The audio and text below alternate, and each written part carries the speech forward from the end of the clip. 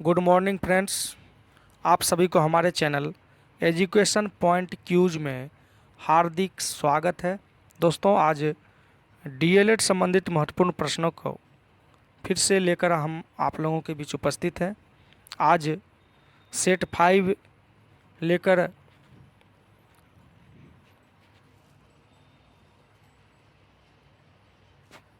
आप सबके बीच उपस्थित हैं। तो आइए प्रश्नों को देखते हैं। दोस्तों, पहला प्रश्न होगा, सुल्तान नाम के चिंपैंजी पर किस वैज्ञानिक ने प्रयोग किया था, या किस मनोवैज्ञानिक ने प्रयोग किया था? तो आंसर क्या हो जाएगा दोस्तों? कोहलर ने। देखिए, जर्मनी में 1920 में 3 व्यक्ति थे दोस्तों। कौन कौन थे? एक मैक्स वर्दीमर, ठीक है, एक मैक्स वर्दीमर, दूसरा कोहलर और तीसरा कोफका, ठीक है। इन तीनों ने मिलकर यह सिद्धांत, कोहलर का सिद्धांत, जिसको कि अंतर्दृष्टि का सिद्धांत, अंतर्दृष्टि, ठीक है, अंतर्दृष्टि का सिद्धांत का प्रतिपादन किया था दोस्तों। अंतर्दृष्टि का सिद्धांत, जिसको कोहलर का सिद्धांत भी कहते हैं। और यह जो सिद्धांत है, यह किस नियम पर आधारित है दोस्तों?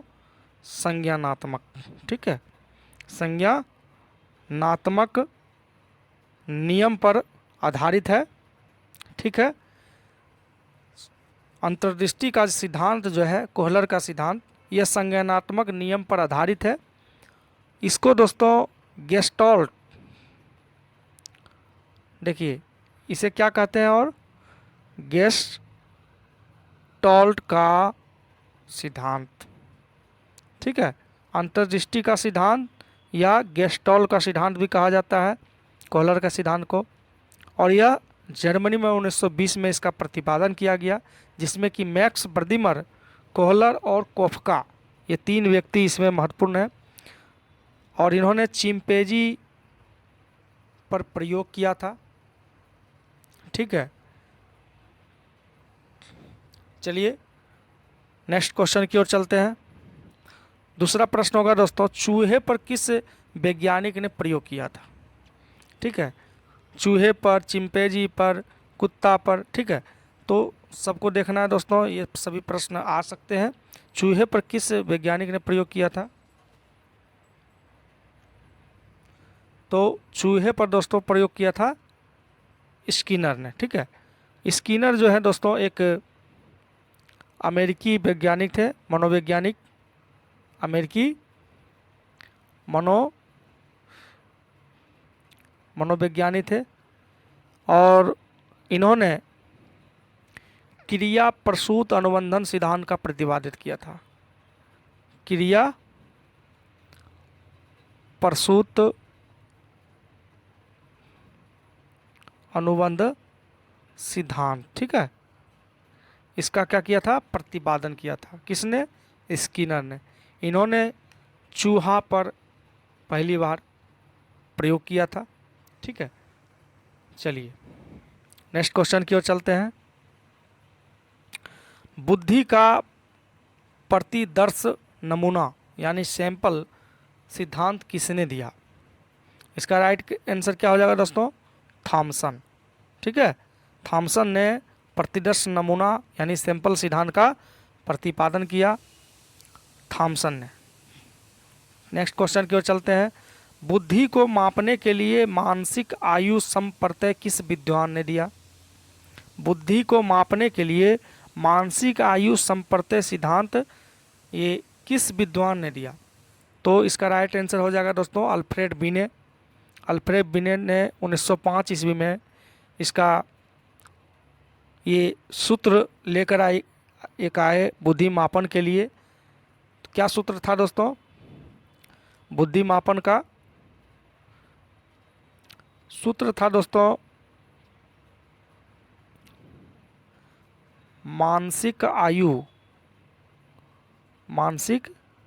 आयु बटे वास्तविक आयु। बाद में दोस्तों इसमें सुधार भी किया गया। इसमें उन्होंने 30 प्रश्नों को इसमें लेकर आए थे। 30 यानी कि 30 प्रश्नों पर इन्होंने प्रयोग किया था। तो बुद्धि मापन का दोस्तों सर्वप्रथम प्रयोग जो होता है ये मानसिक आयु का, ये लेकर कौन आए? अल्फ्रेड बिने ने। कब? 1905 ईस्वी में। इनका सूत्र क्या था? मानसिक आयु बटे वास्तविक आयु। बाद में इसमें दोस्तों बहुत परिवर्तन हुए, आगे हम प्रश्नों में भी देख सकते हैं। चलिए नेक्स्ट क्वेश्चन की ओर चलते हैं। मानसिक आयु क्या है? मानसिक आयु क्या है दोस्तों? यदि किसी व्यक्ति द्वारा अपनी उम्र से ज़्यादा कार्य करना या कम कार्य करना ही मानसिक आयु कहलाती है। यदि किसी व्यक्ति द्वारा अपनी उम्र से ज़्यादा कार्य करना या कम कार्य करना ही मानसिक आयु कहलाता है। ठीक है, चलिए नेक्स्ट क्वेश्चन की ओर चलते हैं। 6 नंबर का प्रश्न है दोस्तों, अल्फ्रेड बिने ने बुद्धि को कितने भागों में बांटा है? बुद्धि मापन का सिद्धांत लेके किसने आए? अल्फ्रेड बिने ने। मानसिक आयु बटे वास्तविक आयु। अब है कि इन्होंने बुद्धि को कितने भागों में बांटा है, तो कितने भागों में बांटा है? 3 भागों में। ठीक है, मंद बुद्धि, कुशाग्र बुद्धि और औसत बुद्धि। ठीक है, चलिए 7 नंबर का प्रश्न है, स्टर्न ने बुद्धि लब्धि IQ को कब मापा और कौन सा सूत्र दिया? ठीक है, यानी इनका सूत्र क्या था?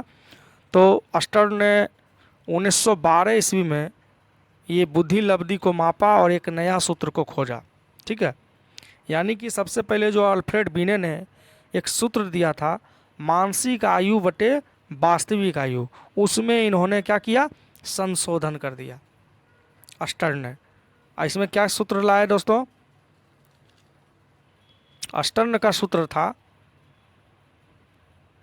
मानसिक आयु बटे वास्तविक आयु। ठीक है, वास्तविक आयु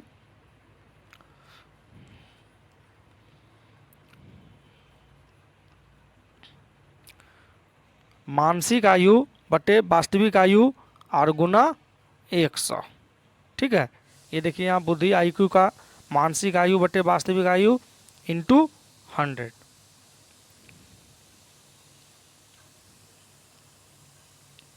चलिए नेक्स्ट क्वेश्चन की ओर चलते हैं। भाटिया परीक्षण संबंध किससे है? भाटिया परीक्षण संबंध किससे है? तो ये किससे है दोस्तों? बुद्धि नापने से। ठीक है, ये भी एक बुद्धि नापन का सिद्धांत है। चलिए 9 नंबर का देखते हैं, बेसलर परीक्षण का संबंध किससे है? तो इसका भी संबंध दोस्तों बुद्धि को नापने से है। बेसलर परीक्षण जो है दोस्तों, इसमें इसको देखिए बोल सकते हैं ये चित्रांकन, चित्र मूर्ति, या इसको बोलते हैं बेसलर वैल्यू परीक्षण। ठीक है, यह दोस्तों व्यक्तिगत और शाब्दिक बुद्धि परीक्षण है। क्या है? व्यक्तिगत और शाब्दिक बुद्धि परीक्षण है। ठीक है, चलिए स्टर्न के सूत्र में संशोधन किसने किया? बुद्धि नापन का जो मापन का जो सिद्धांत था अल्फ्रेड बिने का, उसमें दोस्तों संशोधन किए थे स्टर्न ने। ठीक है, उसमें इंटू 100 से मल्टीपल किए थे। अब है कि स्टर्न के सूत्र में भी कुछ संशोधन हुआ है। तो इसमें संशोधन किसने किए थे दोस्तों? टर्मन ने। टर्मन ने इसमें संशोधन भी किए हैं।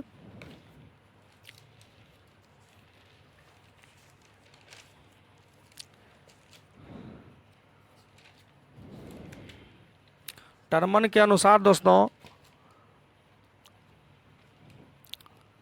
25 से जो कम है, 25 से कम बुद्धि लब्धि यदि है IQ, तो इसे महामूर्ख यानी कि जड़ बुद्धि लब्धि भी कहा जाता है। इनका 25 से कम को महामूर्ख की संज्ञा दिया है, जबकि 91 से 100, देखिए 91 से 100 इसको क्या कहा है, सामान्य। ठीक है, यानी कि 100 तक यदि है तो सामान्य है। ठीक है, और 140 प्लस यदि है तो उसे प्रतिभाशाली की बुद्धि लब्धि बताया है। ठीक है, चलिए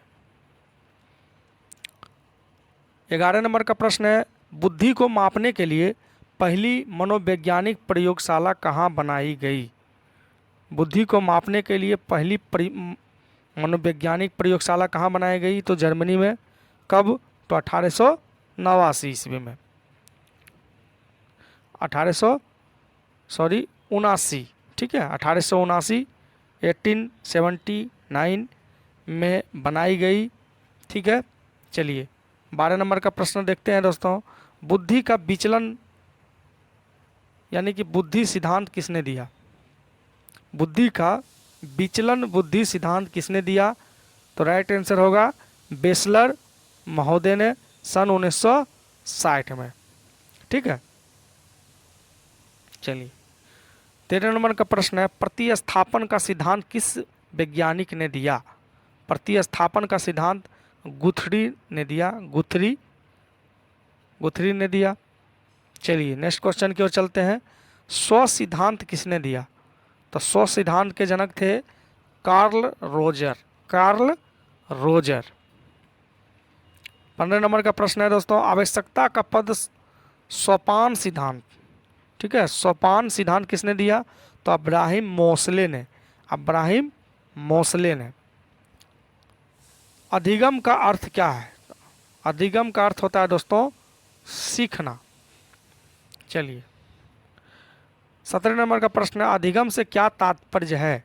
अधिगम से तात्पर्य क्या है दोस्तों? मानव व्यवहार में होने वाला अस्थायी परिवर्तन ही अधिगम कहलाता है। ठीक है, मानव व्यवहार में होने वाला अस्थायी परिवर्तन ही अधिगम कहलाता है।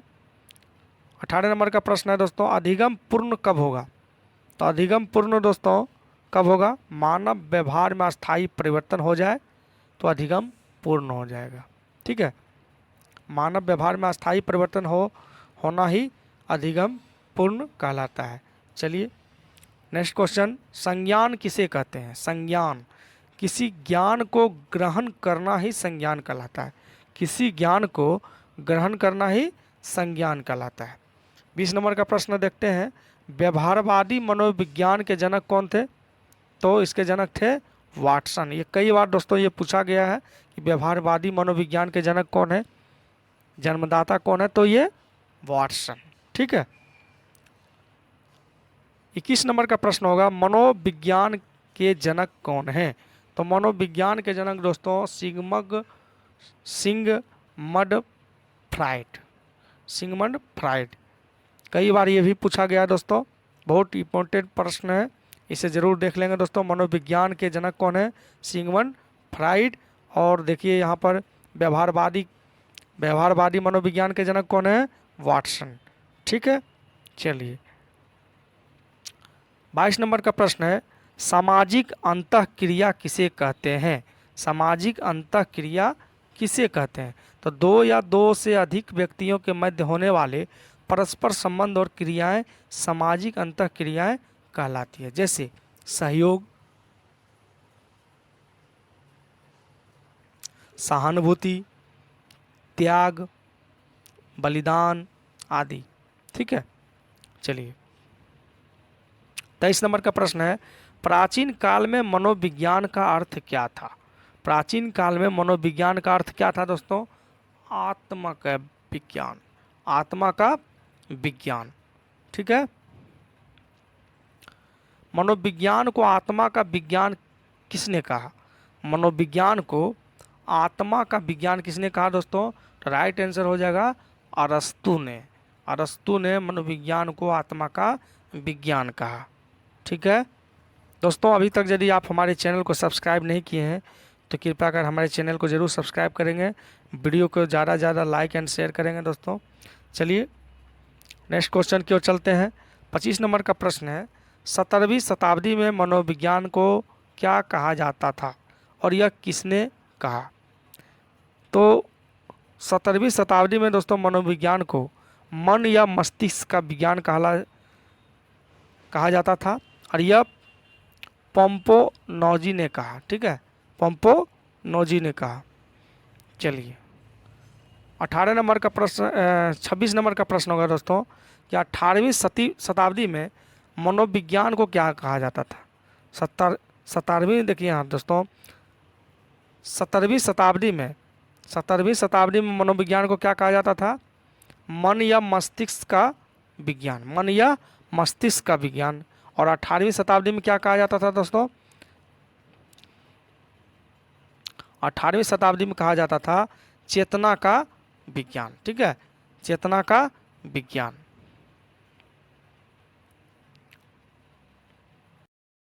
अठारहवीं शताब्दी में मनोविज्ञान को क्या कहा जाता था? तो मनोविज्ञान को दोस्तों चेतना का विज्ञान कहा जाता था। ठीक है, और ये किसने कहा था दोस्तों? विलियम जेम्स ने कहा था चेतना का विज्ञान। 18वीं शताब्दी में मनोविज्ञान को क्या कहा जाता था? चेतना का विज्ञान। चलिए नेक्स्ट क्वेश्चन की ओर चलें। 20वीं शताब्दी में मनोविज्ञान को क्या कहा जाता था? तो 20वीं शताब्दी में मनोविज्ञान को व्यवहार का विज्ञान कहा जाता था।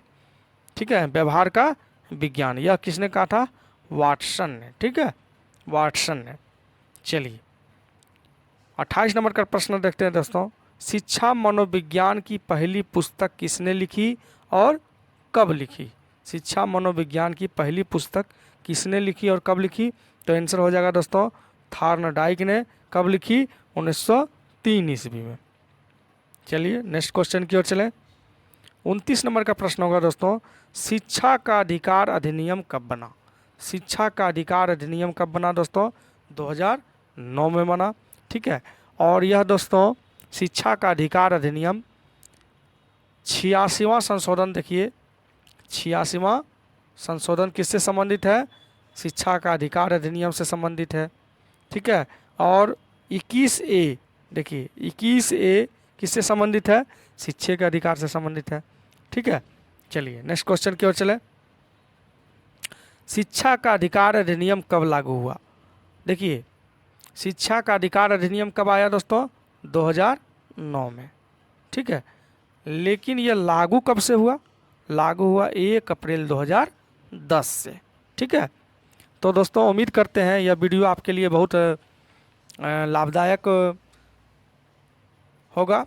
तो उम्मीद करते हैं दोस्तों कि आप हमारे इस वीडियो को ज़्यादा से ज़्यादा लाइक एंड शेयर ज़रूर करेंगे, और वीडियो पर यदि नए हैं तो कृपया कर हमारे चैनल को सब्सक्राइब ज़रूर करें दोस्तों, ताकि हम और नए नए वीडियो आप लोगों के बीच लाते रहें। मिलते हैं दोस्तों नेक्स्ट वीडियो में, तब तक के लिए धन्यवाद।